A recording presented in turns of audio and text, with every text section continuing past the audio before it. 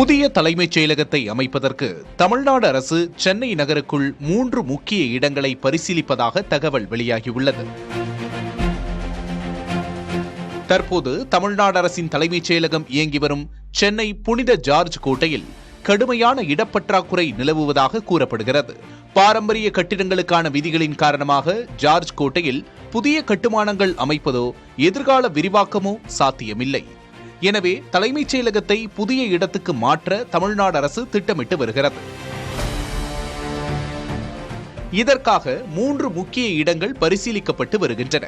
சென்னை நகரின் மையத்தில் அமைந்துள்ள 161 ஏக்கர் பரப்பளவு கொண்ட கிண்டி ரேஸ் கிளப் நிலம், அண்ணா சாலை அருகே 135 ஏக்கர் பரப்பளவை கொண்ட அரசு நிலமான தீவு திடல் மற்றும் சுமார் 37 ஏக்கர் பரப்பளவை கொண்ட கோயம்பேடு பேருந்து நிலைய வளாகம் ஆகியவை பரிசீலனையில் உள்ளதாக தெரிகிறது.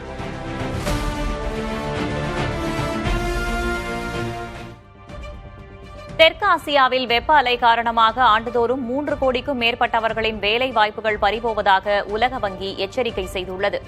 இதுகுறித்து உலக வங்கி வெளியிட்டிருக்கும் அறிக்கையில் வெப்ப அலை காரணமாக தெற்கு ஆசியாவில் 2050ஆம் ஆண்டுக்குள் பொருளாதாரம் 7% வரை சரியக்கூடும் என்று கூறப்பட்டுள்ளது. 2070ஆம் ஆண்டுக்குள் 52 கோடி மக்கள் ஆபத்தான வெப்பத்தை எதிர்கொள்ள நேரிடும் என்றும் குறிப்பிடப்பட்டுள்ளது. இதனை தடுக்க நகர்ப்புற திட்டமிடலில் உடனடியாக மாற்றங்களை கொண்டுவர வேண்டும் என்றும் உலக வங்கி வலியுறுத்தியுள்ளது.